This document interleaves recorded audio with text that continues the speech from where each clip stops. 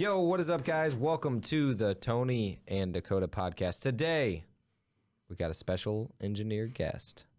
This is Tyler Derickson. I first met him at the Real Estate Investors Association. Since we've met, this guy is all about commercial real estate. I remember from 3-4 years ago him talking about commercial real estate. And since then, he's acquired multiple properties in different areas here around Indiana. He's got a lot of knowledge, very smart guy. We are going to give you some information about him, interview him, pick his brain, figure out all sorts of things today. This is Tyler Derickson. Thanks for the invite, guys. Yeah, welcome, man. Glad to be here. We figured out the third camera, so now we get multiple different views for you guys. You're the first person that gets 3 cameras, so. Wow, I feel special today. Yeah, that's a big deal. Now I got to just remember which ones we're on. Dakota mentioned that you were an engineer, so I did a little bit of research, and just looking on Facebook, it looked like you'd studied industrial engineering at South Dakota School of Mines and Technology. Yeah. I was like, mines? Does that mean like going down in mine shafts and that sort of thing? Yeah, so I grew up in Minnesota, and then during the financial crisis, I wanted to become a banker and stuff like that. And my dad was like, no, he's like, that's stupid. Like, go get your engineering degree, because engineers are always going to be required. So the School of Mines was like one of the high-quality schools out there, so we went out there. It was a school that was originally founded for mining. And so, like, out there in the Black Hills of South Dakota, you got the gold mines, and then they got, like, the silver mines of Montana, and then you got the coal mines out there in Wyoming. And so all those companies kind of initially pooled together before it became a state school. And they just, like, paid people to learn how to be engineers back in, like, the 1800s because they wanted to mine all the gold and silver and coal out there. Wow. And so then they just started, like, piecing together other engineering departments, and then it became pretty much, like, solely an engineering school. Wow, that's pretty cool. So do you now, are you happy that your dad made you do that?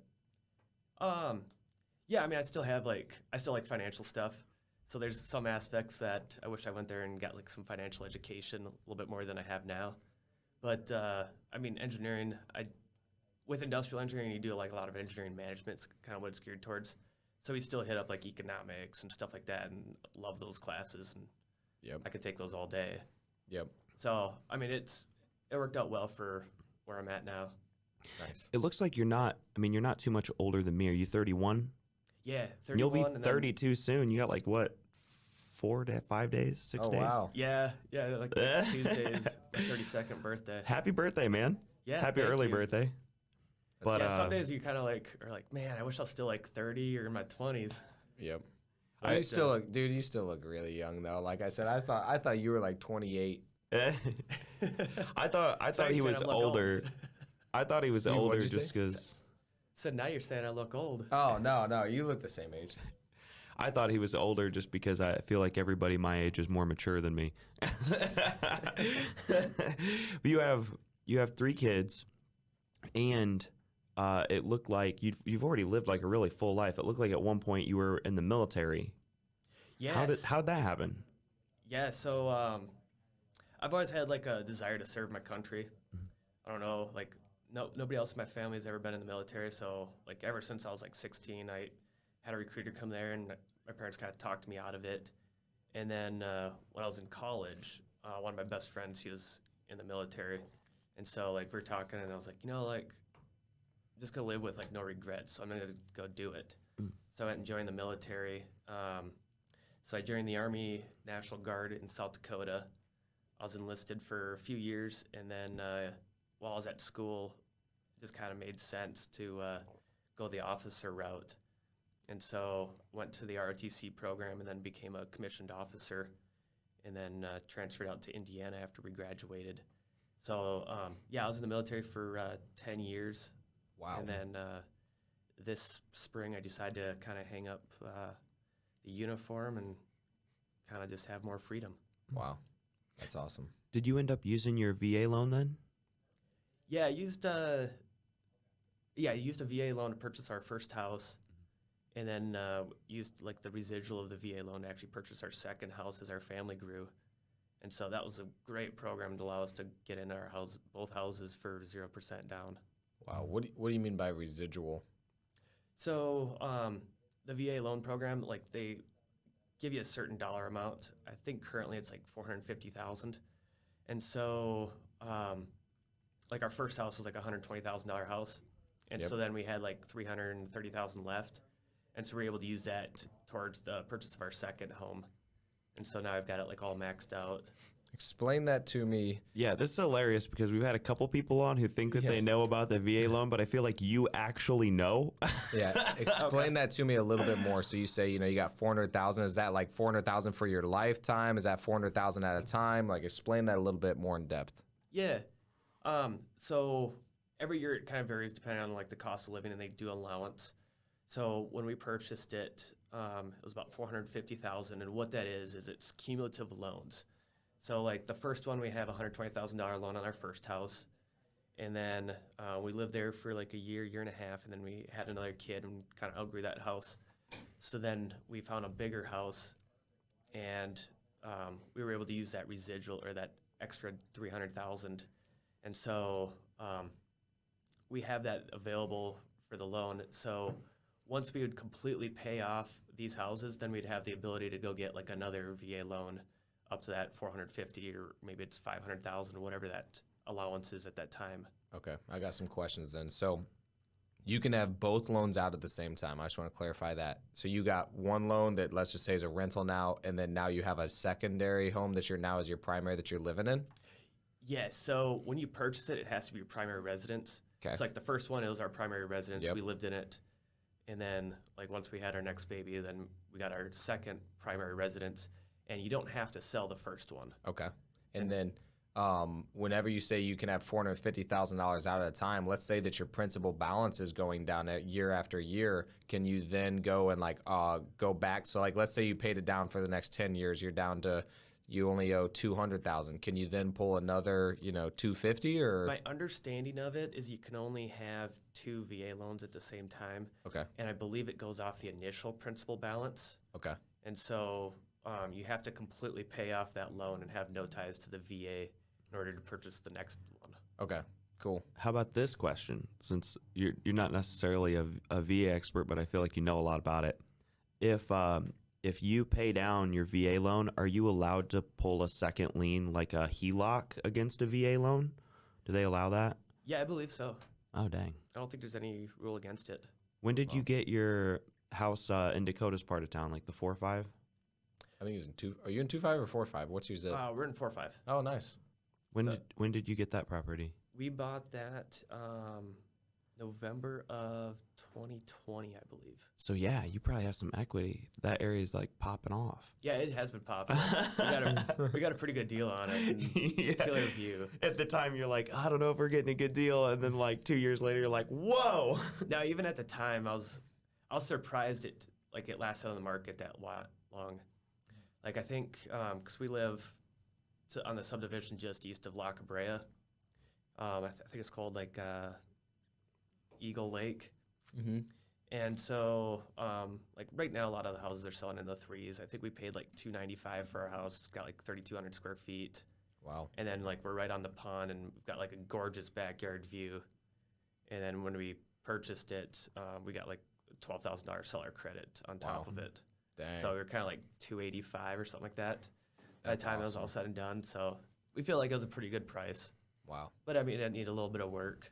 That's awesome. When you made the move from Minnesota over to Fort Wayne, were you already connected to your girlfriend / wife to be at the time, or did you meet her after you came to Fort Wayne? Yeah, great question. So my wife and I actually met at the School of Mines. So she's got a degree in civil engineering. I got a degree in industrial engineering, and she had an emphasis on structural engineering. So her dream job was to work for like a steel manufacturing company and design buildings and stuff. And so out at the School of Mines, like Nucor is like huge into the School of Mines, and they have like a Nucor week is what they call it. And so they'll send a whole bunch of like recruiters there and just try to convince people to do that.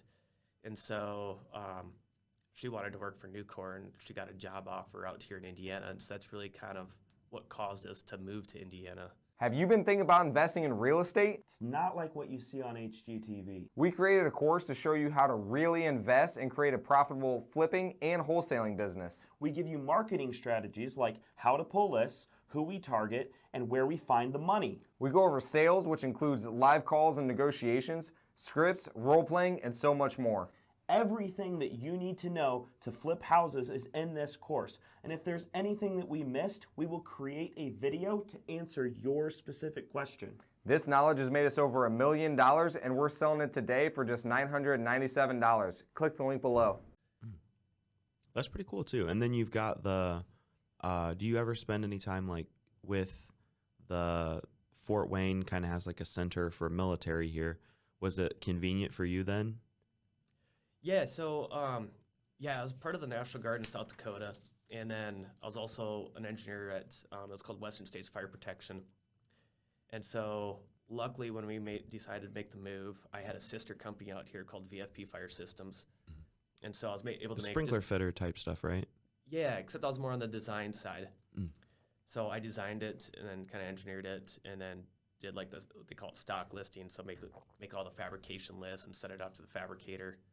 And then the install teams actually put it up. And so I was able to get a sister company here. So like all my benefits transferred, just unilateral transfers. So that made it super easy on my side. And then with the military, it's called like an interstate transfer. It's called IST. And so I had to send in all this paperwork, and that was like a 6-month process. But they were able to place me into a unit out here, so we were able to make that transfer as well. Did you pick this place, or did they kind of pick it for you? So in the military, I actually had to go up to Plymouth, Indiana, was kind of my first location. So in the military, there's different military occupational specialties, MOSs. And so I was initially on like the engineer side. And then when I became an officer, I was like, you know what, like I do engineering every day. Like I'm gonna go do something totally weird. So like I decided to do military police.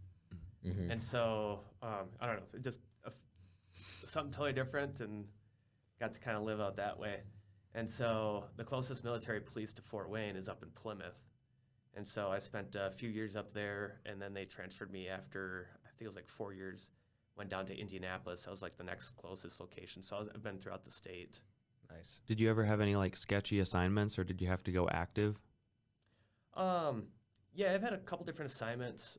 So when I was up with Plymouth, we were part of, they call it like Surf P. And essentially what it is like we were the search and rescue team. And so if there was ever, it was more around like nuclear disasters and like major disasters, even like hurricanes and stuff like that. So we got to do, they call it like extractor courses and whatnot. So we'd go down to like Missouri, and we'd go into like do some training where they'd have to like bring you down an elevator shaft, and you have to get like a dummy, strap them to a board, and then like pull them up the elevator shaft. Oh my gosh. And do all sorts of like ropes courses, and it was awesome. And then like you got to see like the jaws of life and just some different tools that a lot of like fire departments train on, and that was a pretty sweet class. So definitely one of like the coolest trainings. Helped out a couple like flood disasters when I was in South Dakota, a couple tornadoes and stuff like that, which is kind of cool because you're giving back to the community, and that's like why you serve. Like you're there to help people, and I mean that's what you're there for. Yep. And then during COVID, we got a special mission, and we were out in the nursing home. So I was here in Fort Wayne, so luckily I got to stay with my wife and kids throughout that whole time period. But I was kind of help managing over, I think we had 19 facilities. So we had 54 guys, and they would help staff the nursing homes. And really they were just there as a support role. So like during the time, that was like when you had to do COVID testing like 2 to 3 times a week from the state regulations. And then like you had to wear masks and all that. And so our guys were really there just to kind of help out the staff and alleviate that work that the nurses had to do. So that way the nurses could really focus on like providing care for the patients. Yeah. And so we would help out with like all the testing and weekly testing and doing all the labels and filing all the paperwork. Wow. Anytime a guest came in, they'd sit there and check them in and do all the temperature readings. Wow. And so it was a totally different mission that you never would have thought possible, but we got to do that, and we did that for like a 4-month stint. And so it was just kind of fun and different things that you never got to do on the civilian side. Yep, that's awesome. What do you think are characteristics of like an engineer? Because when I was in sales, like engineers always, I felt to me like they thought differently. So what do you think like are characteristics of those of like, you know, you probably seen a lot of engineers. Do you think that they think differently or? Yeah, I mean, I think engineers, most of them they have some sort of nerdiness to them. Mm-hmm. There's like, you always kind of like stereotype engineers. Yeah. So I mean, you've got like the computer engineers. I mean, they're geeks, and I mean, they play Dungeons and Dragons till like 3 o'clock in the morning. And then like most of the time, most engineers are pretty good with math. Yeah. Typically, you don't make it through engineering school if you're not good at it, because we have to take like calculus 3 and differential equations and just tons of math classes. So I mean, usually they'll have some sort of nerdiness or quirks to them, and more introverts than extroverts. Yeah. But you do have the exception of some people are just really outgoing. Right. Which kind of engineer do you think you are then? And like, because I feel like it's interesting. Engineers and real estate investors almost seem like opposites. So like, feel like you're an outlier of the engineer? Like you feel like it's just like still fits in with it? Yeah, it's a good question. So I feel like there's sometimes that you have to like go into what's you don't feel comfortable with. Yeah. And so I've definitely had to like play into that on some of the real estate investing. But like as far as like my quirk with like math, that fits perfectly with real estate investing. Like on the commercial side, it's all about like the numbers. And so that's what kind of drove me towards that it's just numbers based. And so there's no emotion to it. Mm-hmm. And so I figured like if I could get away from like the emotion of it, that was one checklist or one thing that relieved me of being able to do what kind of felt normal for me. Yeah, it's kind of funny. It's like realtor is like probably the most emotional because you're managing everybody's emotions in the transaction. And then we're kind of like, man, being a realtor is not that much fun. Being a real estate investor is better. And then you're kind of like, you know what? Being a real estate investor is still like pretty emotional. I'd rather be a commercial real estate investor. Well, like one more step away. That's actually what I want to ask about actually is, you talk about it's not emotional, but it's all a math equation, but at the end of the day, it still, for some reason, still has some emotion attached to it. So how have you been able to detach your emotions from it? Is it just literally, I know the math and I calculate it right? Because like most engineers, even if they know the math, they know what makes sense. It's still a fear-based thing that you feel, even though you're like, I ran this a million times. I know it's right. I know it's accurate. I'm still scared. So how do you separate that? Or did you have fear in the beginning or talk to us about it? That's an awesome question. Yeah, I mean, there is some aspect of that where you have some emotion. I mean, for the most part, like, I'd run my calculations, I'd be like, no, that's a pretty good return. And then sometimes, like, you start thinking, like, man, that's a huge number. Like, how am I going to comprehend it? And so what I'd typically do is I'd type it all up because I'm like, it takes nothing to type it up. Like, you can get it all prepared. And then I'll bring up the email, start typing out the email because I'm like, hey, there's no emotion to an email. Like, I didn't hit send. And then what I'll do is I'll kind of take like a 10-minute breather on the first couple of them, and then like kind of like hype yourself up, and then all of a sudden like I'll just go there and just hit enter, and that's how I run away. Yeah, and then run away, and I'm like I did. And that was how I kind of did the first couple of them. And then it comes back and it says like, we're sorry, the email wizard sent it to the wrong address or whatever. You mistyped one letter or like something. Yeah, so the first one, no, it came back and they're like, yeah, they'll just bump it up $25,000 and do it. I'm like, oh, okay, like we got a deal here then. Wow. And so, and then like you just go through the next emotional thing. So it's just kind of like you just take those baby step commitments, and that's really how you get started. Like the first one's like you analyze it, and the next one's you type up the offer, and there's no commitment to type up an offer. I mean, you just save it on your computer. Yep. Yeah, I think the more logical you are too, like, if we're talking about that archetype, since Dakota brought up the engineer stereotype, it's like however since Dakota brought that up. however you internally process information is like the way that you have to justify it. So I think when it comes to like the engineer archetype, it's like, hey, it has to make objective sense to them, and they kind of have to talk to themselves enough. And so they're just having these internal conversations with themselves of like, okay, can I make this objectively make sense without emotion in the most logical way possible, because if it makes logical sense to me, then I'll commit to it. So I think that's because of the way that we're raised and because of the way that society is. A lot of times the engineer archetype ends up being like, okay, they told me to go to school and get a job. Now I have to stay at that job because that's what makes sense for me and my family. But then at some point you start to figure out that, like, logically it's a bigger risk not to buy real estate to hold on to because of all of the benefits. As soon as you start to learn more about real estate, it's like, man, I think that real estate makes a lot of sense and we should be doing that. Yeah. Yeah, one thing it's interesting too, though, is you talk a lot about going to the next step, and that's the same thing that we do in sales. So it's funny that, like, in my opinion, like, sales and engineer is almost opposites, but there's a lot of similarities too, because, you know, in sales you have to know your numbers, you have to know math pretty dang well, not freaking to the same level that you guys are, not even close. Like, we're at algebra level, you guys are at a whole nother level, but, like, you have to know some sort of math, but at the same time, like, it's the same process no matter what. So that's something very good for people to hear, is that, you know, you still, even though you're a very logical person, you still have emotion on it. And all you do is find yourself how to get to the next step. And that's the main thing that people have to remember, is go to the next step. Don't try to get a deal for a couple $1 million and try to buy $1 million property. Get to the next step of doing that and finding out what that is. Same thing in the sales process. Our goal is not to close the deal on the first conversation. It's to get them to the next step. So I think that's, like, very valuable information.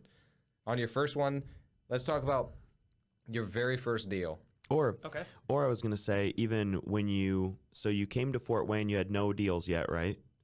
Yeah. Okay, so take us from you having no deals. Were you and your wife working? Yeah, so my wife and I both had engineering jobs at the time. Why did you get into real estate? Like, what was the inspiration, and then what did your first deal look like? Are you letting deals fall through the cracks because you don't have good systems in place? We've been there before, and we've tried several different CRMs, and RE Simply has been the best. RE Simply tracks your KPIs, does automatic follow-ups for you, and even records your incoming phone calls. The system is simple to use and has more features than we even know what to do with. If you're looking for a great CRM, try RE Simply today. We put the link in the description. Check it out now. Yeah, so really what inspired me to get into real estate is, as a kid, like, my mom was fascinated with HGTV. So, like, she'd watch it all the time. And I always kind of, like, enjoyed that. And throughout college, like, I pitched to my parents. I was like, hey, like, we could buy this house because, like, you get kicked out of there's only so many dorms. So, like, your end of sophomore year, junior year, you get kicked out of the dorms. And you have to go find your own house. And so I was like, everybody, all my friends are getting kicked out. I'm like, we should all live together. I'm like, hey, if we buy this house, like, I could live rent-free. All my buddies will pay for the rent. And I didn't know it was, like, house hacking is kind of what the term is, but that's kind of what we did. And so talked to my parents, and they were all on board for it. And so we purchased a house, kind of remodeled it, rented it out.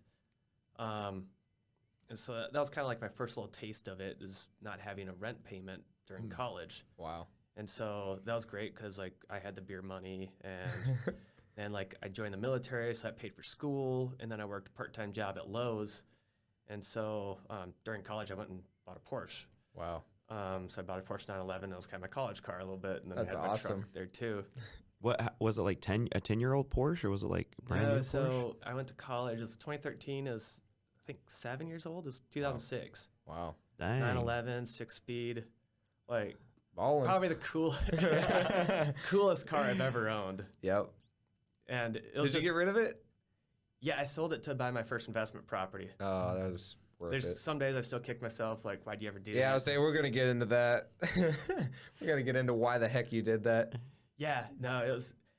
I always had, like, a goal or a dream, like, when I was a kid, like, when I was 16, I'm like, I just want, like, a Ferrari or a Porsche, like, one of those days. And so, like, I set a goal, like, I want it by 25. That's awesome. And so I ended up getting it at 23, and it was kind of, I was sitting in class, and I was surfing eBay Motors, and this one came up. And so kind of like how many real miles? Estate, it had 25,000 miles. Holy crap! It probably went down in value and then up in value. It's probably one of those that's like 13, so like it kind of like that was the bottom of it. Because I was looking at the exotic car hacks guy, and he was saying that, like, the newer Porsches, they went to paddle shifters, and then people missed that manual transmission feel.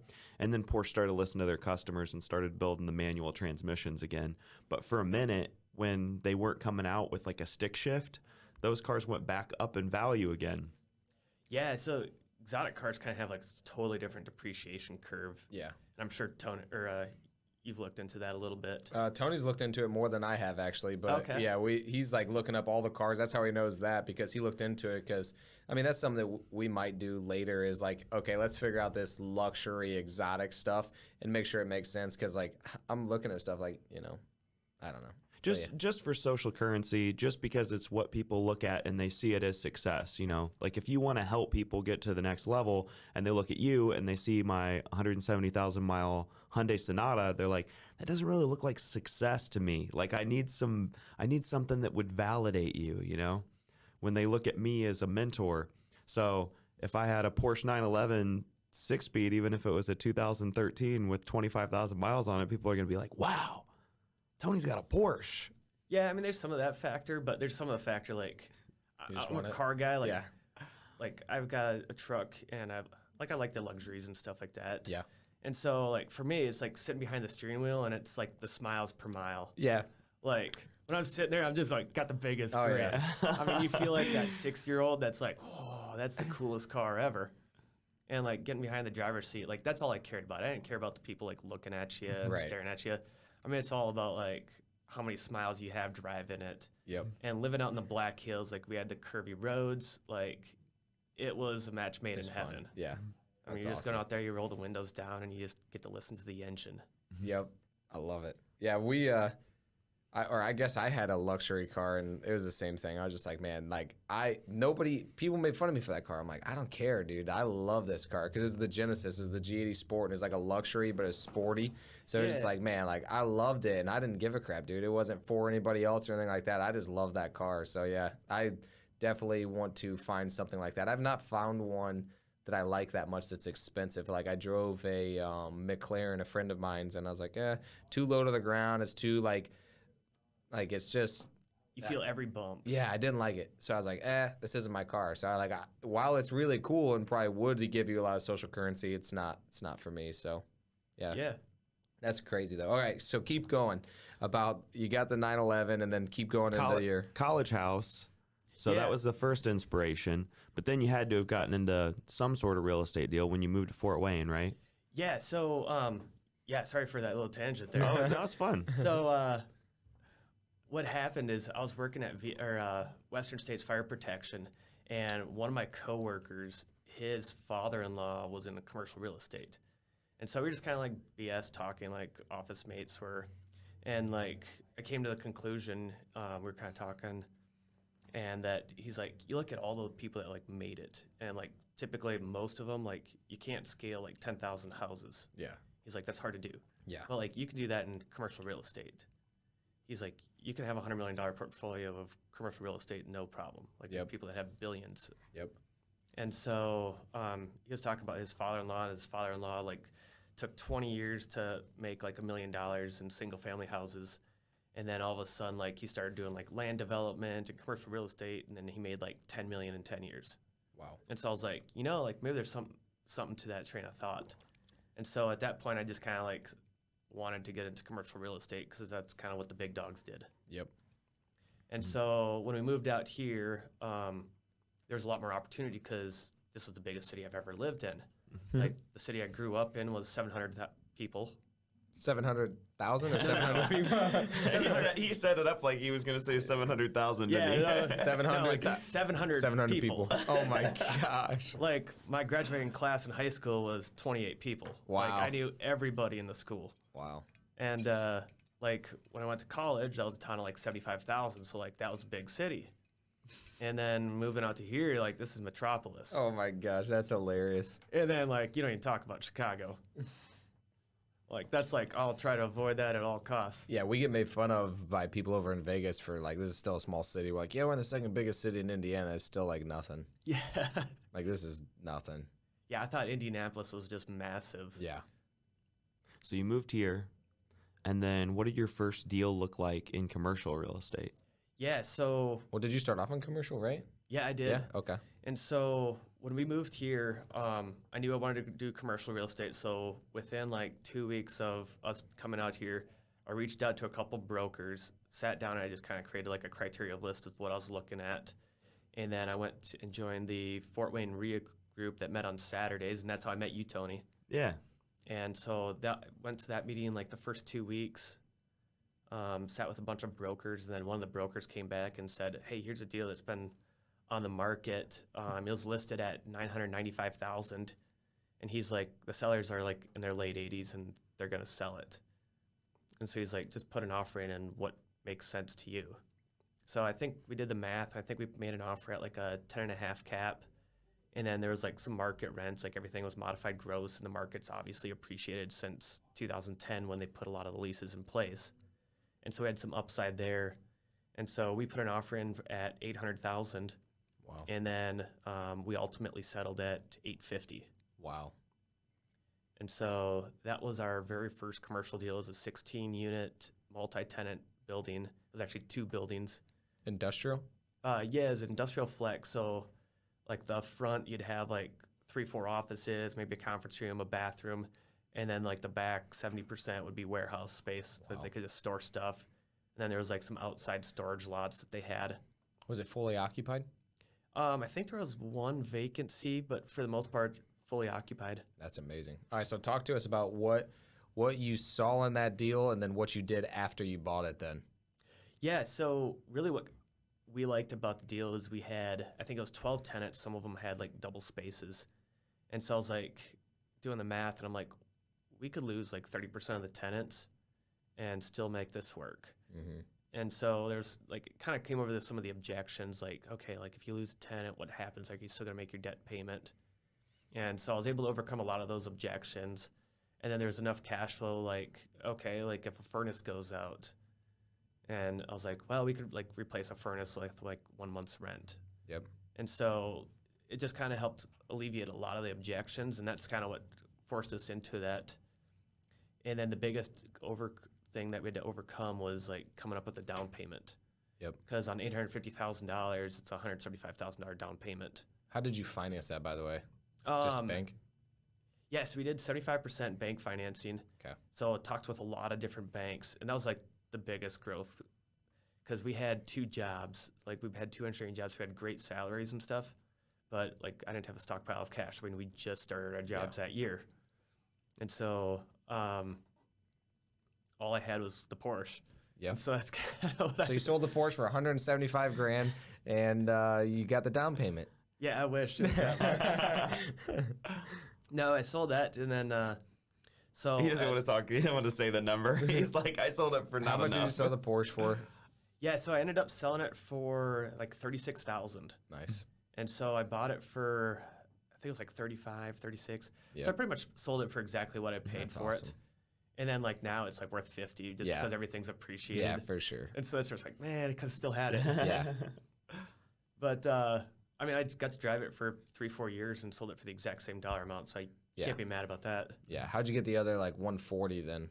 Yeah, so what ended up happening is talked to a couple banks, and then they said like best way to do that is just bring on like a money partner. Mm-hmm. And so I talked to a couple like banks, recommend me a couple doctors, and I pitched the idea to a couple doctors, and because it was my first deal, they kind of turned me down on it. Yep. And so ended up talking with my dad over it because I was trying to like figure that out. He's like, well, I'll be your partner. Like that looks like a pretty solid deal. Nice. So got to give my dad a lot of credit because like he taught me a lot of like knowledge that I never really put together until starting to do this. So like we grew up on the farm, so I got to learn like what depreciation schedules were, and like I sat in like his tax meetings as a kid because it meant we got to go out for lunch afterwards. Yep. And so I just like gained all this knowledge, and he was really pivotal in my life. Yep. And so he ended up being my partner on that first deal.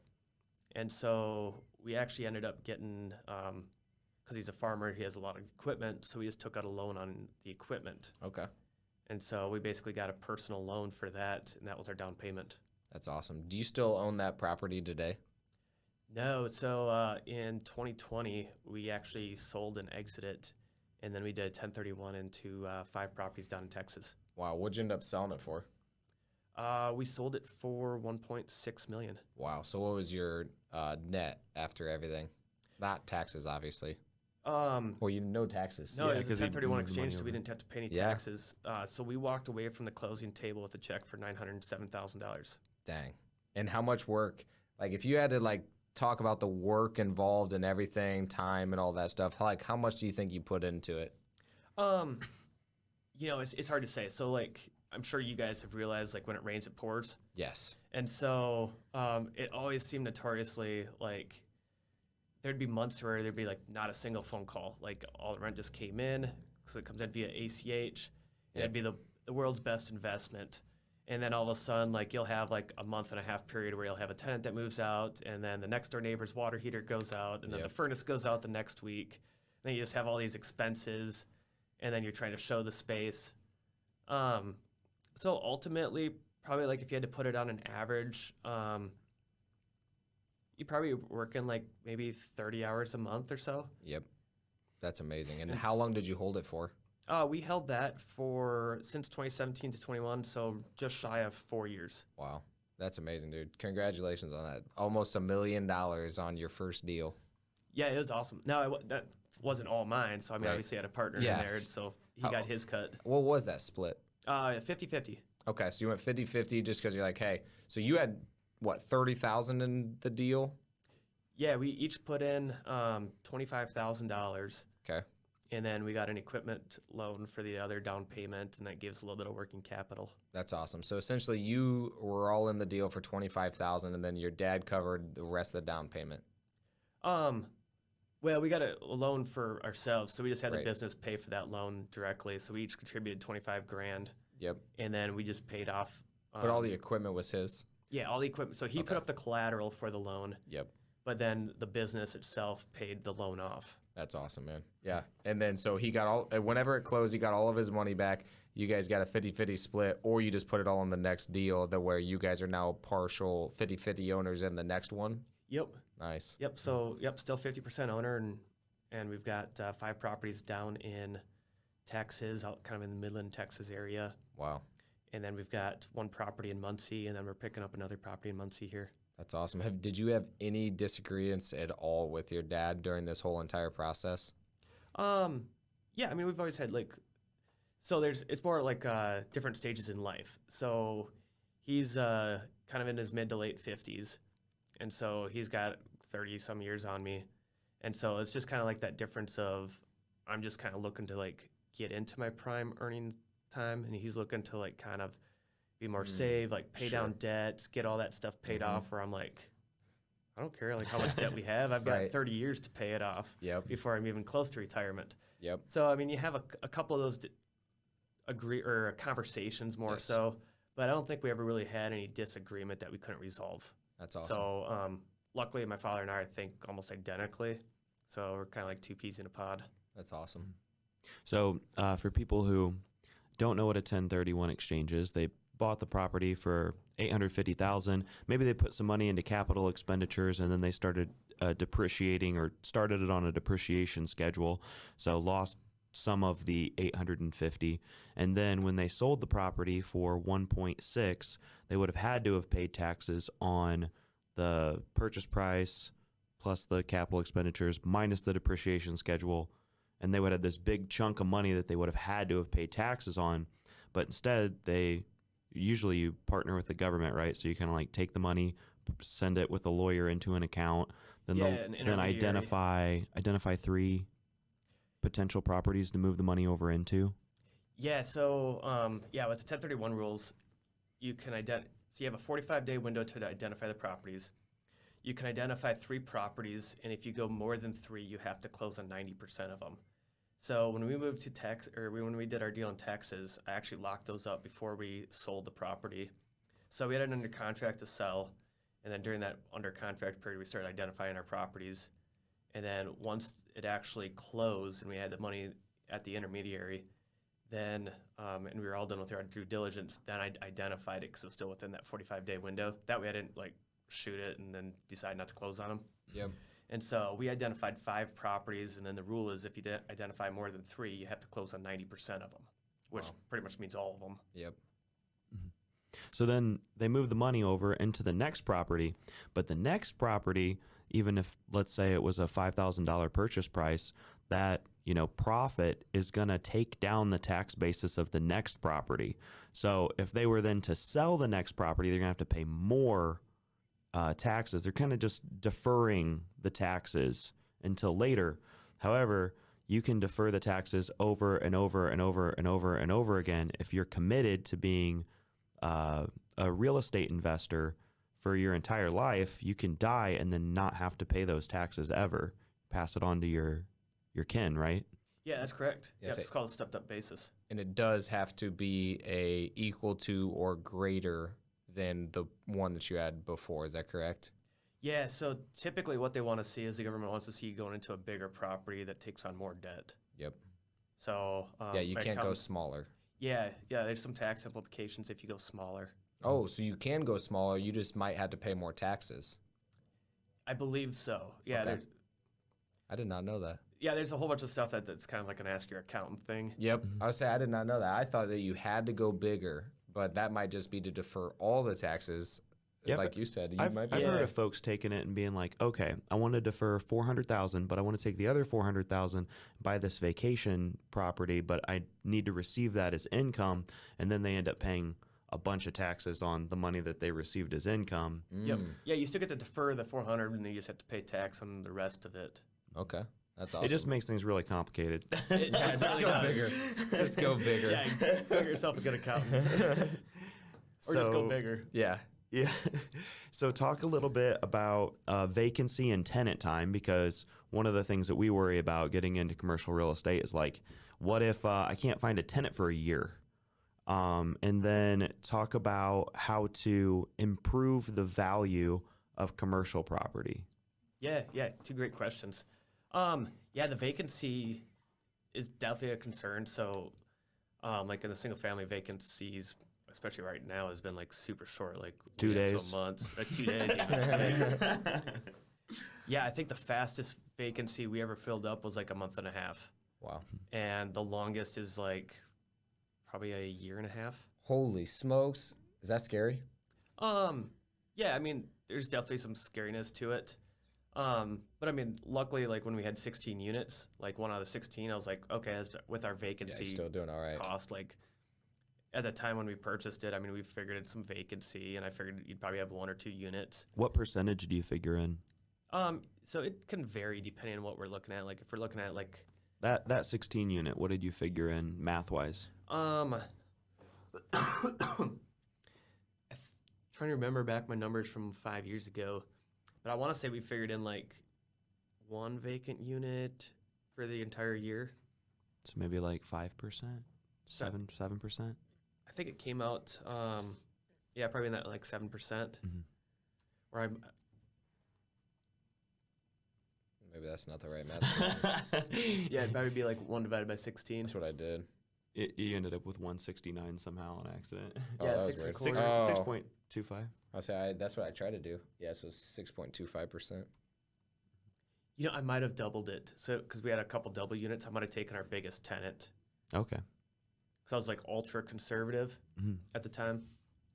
So you did 1 point. So I might have Oh done yeah, like yeah. That's good though, dude. I love hearing that because like whenever people first get into real estate, there's a lot of fear there. There's a lot of like, I'm really nervous. Well, It's my some first people deal. are naively optimistic, and they're like, "We're not gonna have any vacancies," and then they're like, "I don't know why this isn't working. I'm not making any money." See, I feel like most people are more scared to jump in, but if you're so conservative that you're like, dude, there's no way that this is gonna happen. Like you just plan for the absolute worst and hope for the best, but then like you said, double the vacancies, double it, and then you're like, the number still makes sense. All right, I guess I'm freaking doing this because like there's no reason that this doesn't make sense because you're buying it at such a good discount. That's what I always recommend people do on their first deal is exactly what you said. Just be so conservative that you're going to be fine. Yeah, I mean, the market will kind of dictate a little bit for you. Yep. And now, like with some of like our single tenant ones, like vacancy's not as much of a concern. So like on the triple net single tenant buildings, typically they don't take into vacancy accounts very much. At least when they value it.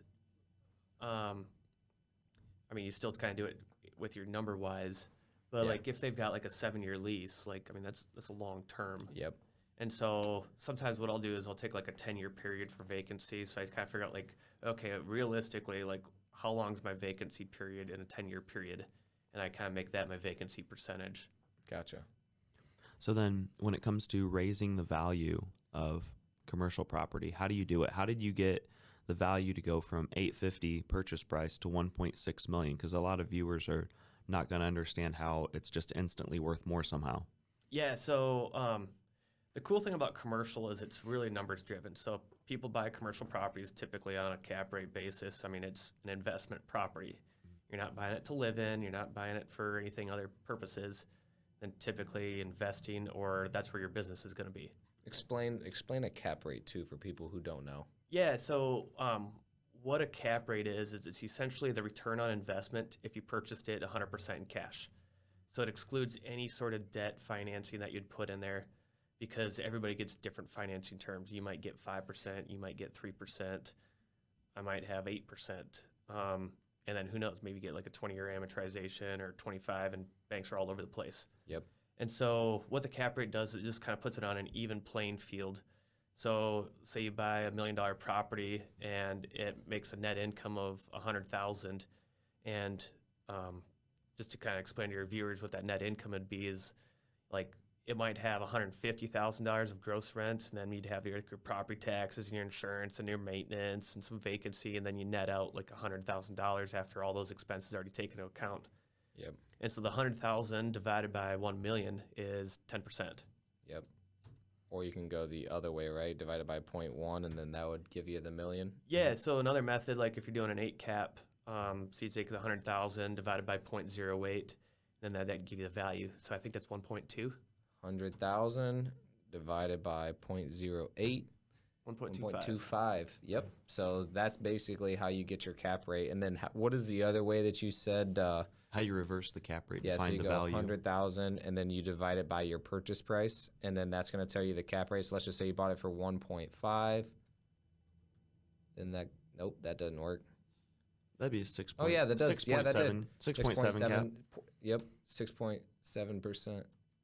Yep, so Dakota that does just happened to pick a number that came up with a bunch of satanic numbers. Yeah, that's great. Thanks, Dakota. And then let's say you bought it for 800,000, then the cap rate's going to be higher. So you're like 12.5. Yep. So that's the way that an easy way to figure out the cap rate. But And Yeah, so then you take the cap rate, and then what you can do is, so commercial properties are valued off of cap rates, and then the way you can grow the value is like the last 4 or 5 years, luckily the market has had decreasing cap rates. So like 3 or 4 years ago, 10 cap was pretty normal, like for some of these like smaller shops. And then now like an 8 cap is probably normal. Yep. So we had some appreciation given that. We were also able to raise some rents on all that, so bringing up more towards market rents. So I mean, rents have been appreciating over the last 5 years. And then just kind of filling in some vacancies. So I mean, the more money you have coming in for an investment property means the more valuable it's worth. Yep. And so doing those 3, and then along with principal pay down on the loan, because I think we were paying like $4,000 a month in principal pay down. Nice. So I mean, that's $48,000 a year. So I mean, after 4 years, I mean, that's close to $200,000 that you have in principal pay down. Yep. And then talk about the your capital expenditures too, and how that helps everything out. 'Cause I remember you talk about the light bulbs. Let's talk about the light bulb scenario. Yeah. So yeah, I mean, there's just different ways to like. So you could either increase your income or you can decrease your expenses. Is the 2 methods to increase your NOI or that net income. And so we've got like an office building up in South Bend, and so it's got the old incandescent light bulbs, and like electricity costs keep going up every year. So we were like, okay, so if you could switch that over to LEDs, like the cost savings, like excluding the light bulb and all that, like you're gonna use a whole lot less energy by going to the LEDs. Yep. And especially when you got like a 30,000 square foot office building. I mean, you've got like a couple hundred light fixtures. Yeah. And so even just saving like $5-6 a piece or whatever the electricity costs a year, I mean, that's some substantial dollars. Yeah. So let's do the math real quick So for I everybody. I think we figured it out. I think it was like a 1.5-2 year period is what our payback was to pay back the light bulb cost. Yep. And then, So if you so have- like how many light bulbs and how much savings? You know, the hard part is trying to figure out like how much savings we've had because like this year, especially with like the Ukraine war and all Yeah, that, like It's electricity going prices up. just Oh, skyrocketed. that's true. Yeah, so you like did it, and you're like, oh, that's a good thing we don't have those anymore because it Yeah. stayed the same. Let's just say you save freaking $3 per light bulb. How many light bulbs do you think there are? 400. Yeah, like 300-400. Okay, so let's just say 400. So that's 12 $1,200 a year times 12. That's 14, and then we'll divide that by a cap rate of 0.08, which we're at now. So that just added $180,000 worth of value because you decreased your expenses. Just for all the viewers out there. Yeah, that's definitely one method of doing it. Yep. I'll say that when I heard you say that, I was like, oh, that makes a lot of sense. Well, and the reason Same thing is like we went there and we put in like smart thermostats. Yep. So it used to be like the old thermostat where you just set it on the wall and it sits at 72 degrees 24/7. And then we put in the smart thermostats. So from like 6 a.m. to 6 p.m. during working hours, it's set at like 67 to 72, and the tenant can adjust it. Yep.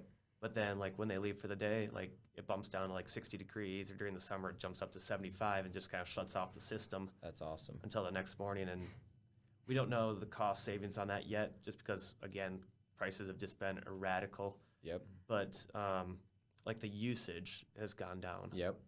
That's awesome. And so, I mean, that should ultimately be cost savings. and the magic too on the accounting side. I mean, the crappy thing a lot of times if you're gonna mark things as a capital expenditure on the accounting side is that you can't take it immediately as like a maintenance cost or like as an expense. But the cool thing about making it a capital expenditure is then on the books, you can show that like, hey, this actually doesn't affect the net operating income, right? Yeah, that's correct. Yeah, because you have your, in the accounting line, you'll have like your net operating income, and then typically your capital expenditure items are below that, and then your financing items are below that, and then that comes out to like, I guess they call it net operating income, and then it's net income. Yep. So That's if kind of you the two terms in there. if you replace the roof, if you put in more efficient windows, if you put tents on the windows like we're going to do here at the office, if you replace light bulbs, if you replace the thermostats, that doesn't have to go down as an expense, and it doesn't take away from your net operating income. So then you can show that like, hey, actually we made the property more efficient, and all that money that we spent, just ignore that. And by the way, this property is worth significantly more now because of the amount of money that it's producing on an annual basis. Yeah, that's absolutely correct. And then there's sometimes, I mean, if you're going to hold it for a long term, you just make an expense and take the light bulbs. It's just kind of a maintenance item that you did, but you Yep. just went to a better light bulb. Yep. That's awesome. How do you find your deals? So you said that you mostly use relationships, you have brokers, that sort of thing. Yeah, so so to date, pretty much all the deals have come from either brokers, by just kind of talking with brokers that we've done previous deals with, or looking on like LoopNet, Crexy, those. The biggest one I've found, or most of them I've found through Crexy. Wow.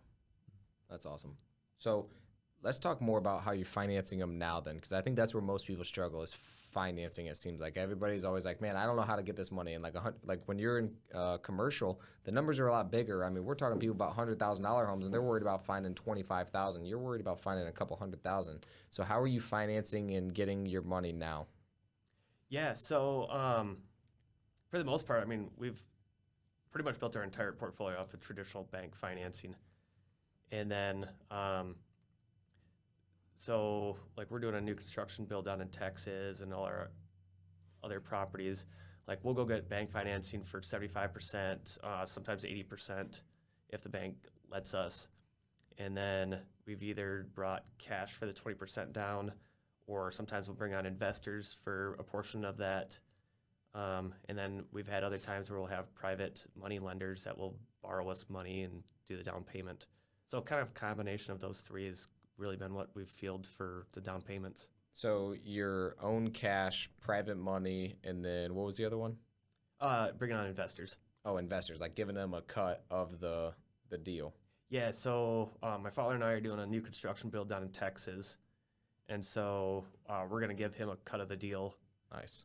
So he'll get like a 19% stake, so it keeps below the 20% stake that requires banks to submit his personal information. Yep. And so he doesn't have to provide a personal guarantee. Okay. But then he's going to bring like 40% of the down payment, and then my father and I are going to bring the remaining 60%. That's awesome. We're going to get some ending questions here. You have 3 kids. What Yep. advice do you have for parents out there? Don't make the kids your excuse. So I think that's kind of what, when we had our first kid, like everybody's like, oh, you can't go out and do anything anymore. And so it was kind of a challenge to us of like, we're not going to change our lifestyle around the kids. Now, I mean, there's some give and take, but like for the most part, like even with our firstborn, like we'd bring him and go boating with him. He just sat in a car seat while we went boating. That's awesome. With friends, or we'd go to like a campfire or bonfire and we'd go bring him out there and he'd sit out there, and then usually we'd try to ask him and see if we could just like put him up in their room or bring a pack and play. And so we just kind of did that, and with each kid, like there's some growing pains with it now having 3, but for the most part, like we've tried to do that of they just kind of go with you and they're part of your lifestyle now. And then like not making them the excuse of to expand your dream. Like my dream was real estate and I wanted to do that. Like it's easy enough to be like, oh man, I just worked a 40-hour-a-week job. Like got kids at home, like I shouldn't be able to put another 20 hours in. Yep. But my wife and I made a determination that it was a big deal. So like it was just when I got done with my job, I drove over to the site, did my stuff off the commercial properties that I needed to, came home with the kids. Or if it was a Saturday, I needed to go do some work on the Saturday morning, get up, go do work, come home with the kids. Yep. So, I mean, you just kind of add them to that lifestyle. I mean, it's easy enough to make excuses, but sometimes you just got to push through it and make no excuse. Yeah, I love that. I think there's 2 reasons of why that's really important. One is that, like, when you get later in life, let's say they become 18, like, you could kind of, like, resent that in a way, like, resent them or have a little bit like, hey, you're kind of the reason I set it all aside for you. Or like if they're not successful, then you're like, I gave up my life for you or whatever. And you can kind of get a little bit resentful if that were to happen, if you gave up your dreams, if you gave up everything for them. But then also like you will be a better example for your kids with you living your dreams and making sure that they're a part of it. And now they get to see that, hey, this is possible for you to do this as well. So those are just, yeah, I think that's really, really good advice. Yeah, and I lucked out. I mean, like I said, my father was very influential in my life. So, like, being a farmer, he wasn't tied to a 9-to-5 job. So I never knew growing up what that 9-to-5 life was. Yep. And so, like, I just thought it was normal. Like, Dad had to go out in the field, so I'd just hop in the tractor with him, or he had to go to town to go pick up seed corn or whatever it was. You just hop in there and just kind of talk about life and whatever.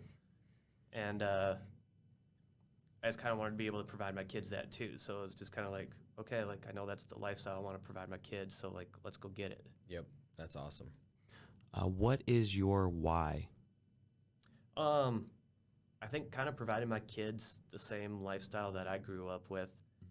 And like it might be different financial lifestyles, but it's being able to be at every game for your kid and being able to just chat with them to see how their day is and letting them come to work with you. Like, I got to go to my dad's tax meetings as like a 10-year-old. Like, probably the most boring meeting. I sat in the corner, didn't do anything. Yep. Like, complete waste of time for me, but like, through that osmosis, like, you start learning things. Like, learned what the depreciation schedules were and all these different accounting terms and like how to financially manipulate things to pay less taxes. Yep. And then like our reward was we'd go shopping because my dad would always do it at the end of the year. So we'd go Christmas shopping and then go get lunch. But like for me, that was so cool just being able to hang out with your dad and go do Christmas shopping and lunch. Yep. And That's awesome. just stuff like that that you just don't get to do with, or I guess now looking back, most kids don't get to do that with Right. their parents. Yep. Is there like a book, a course, a podcast, any self-help or personal development or real estate type material that you would recommend that everybody read? Is there like 1 or 2 that you would give to people book-wise or podcast-wise? Yeah, I mean, I think probably a lot of your listeners probably suggest like Bigger Pockets. I mean, that one's pretty influential.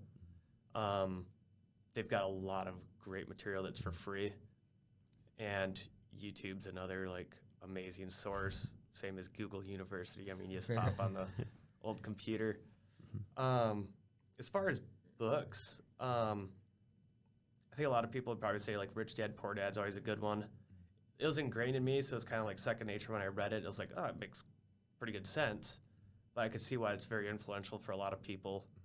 I don't think there's any other books that were like super influential on the real estate side. I really liked Buy Then Build by Walker Deibel, but that's more on like business acquisition side.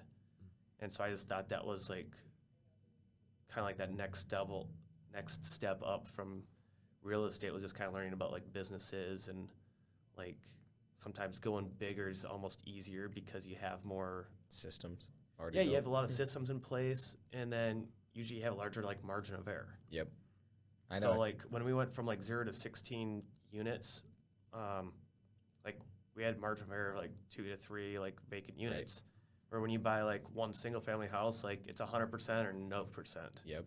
And so sometimes that can be scarier because it's 100 or nothing. Yep. I know, it's interesting how like sometimes going bigger is better, and then like building a business from scratch is not as easy as like tweaking a business that's already running, because I've noticed that I'm way better at adjusting a process that's already been there instead of creating that process from scratch. That is not as easy as people would think. Yeah, absolutely.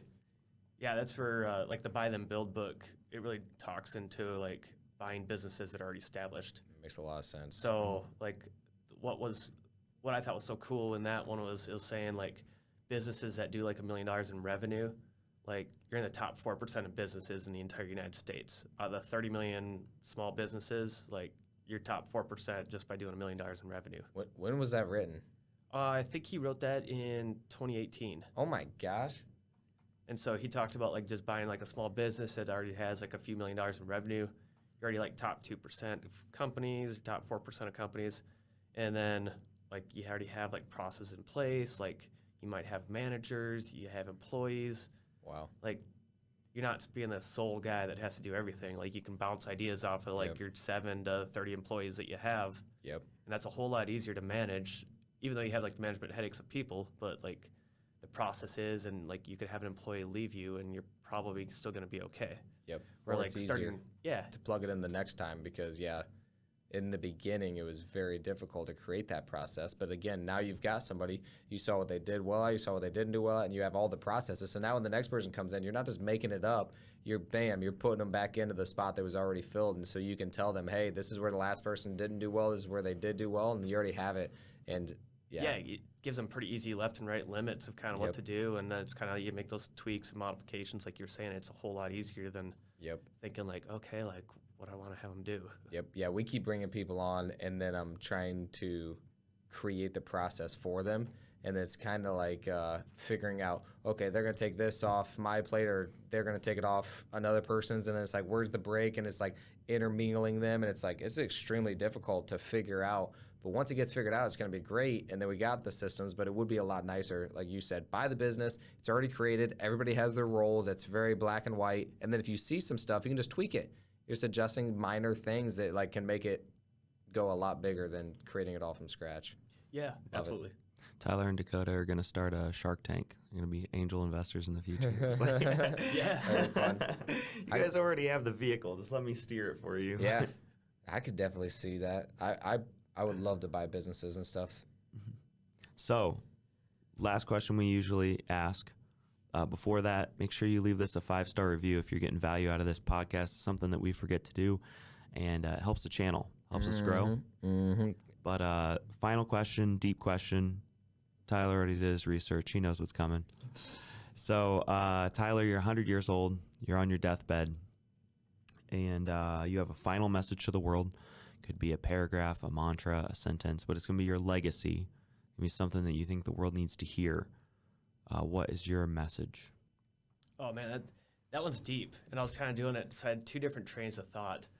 So I don't know if you want me to share both of them. Yeah. Or, okay. No, just one, dude. This is your. You only got So enough. I got one sentence, like it's my last breath. You've and only it's got like- enough breath for one. We No, have just kidding. 30 seconds. Go. All right.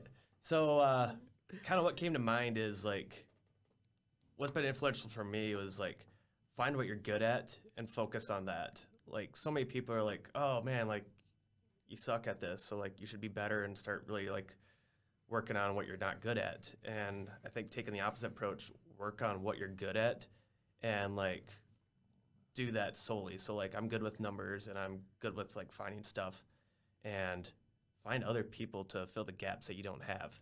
So that's where like partnerships for me have been like super key. Like everything I've bought has been partnerships. And so like I'm good at the math, I'm good at like finding the properties, and then like the down payments and some of the marketing stuff that we do, like I let other people handle that. Yep. And I think that's probably the biggest thing is just like do what you're good at. Love it. If you want to partner with us, let us know. All right. What's the other one? Or we're just joking when you can't say both of them. Yeah, you can take Yeah, the other so one too. So the other one was this last summer, or this summer, I had two of my grandparents pass away, and then we had to go see a bunch of family and all that. So like we took a month off from being here in Fort Wayne, and we were remote for an entire month. And so during that time period, I had like the epiphany of like taking your tasks and moving into like maintenance tasks that keep your business alive, and then tasks that are like growth oriented that could be pushed off into the future that don't influence your life. So like taking time and dividing it into like what is meaningful to keep my business alive, and what is it just more like making it more efficient and growing the business, and being able to try to separate those tasks and being able to focus on the priorities at the time that you're in it. Like it. That's awesome, man. How can our listeners get a hold of you? Yeah, probably the easiest way would be like Facebook, Tyler Derickson. No extra letters in there. I thought maybe there's an extra R. Or like No, an it's extra Derickson. That's probably the easiest one. Yeah, we'll just go with that. I like it. Any final thoughts you want to share with our viewers? No, thank you so much for having me on the podcast. Thanks for coming on, man. Yeah. Thank you guys for watching. Hope you guys liked the 3 cameras. If you liked them, again, like Tony said, please leave us a 5-star review. And if you didn't like them, also leave a 5-star review. Yeah, let us know by leaving us a 5-star review that you didn't like it. See you guys on the next one. Peace out.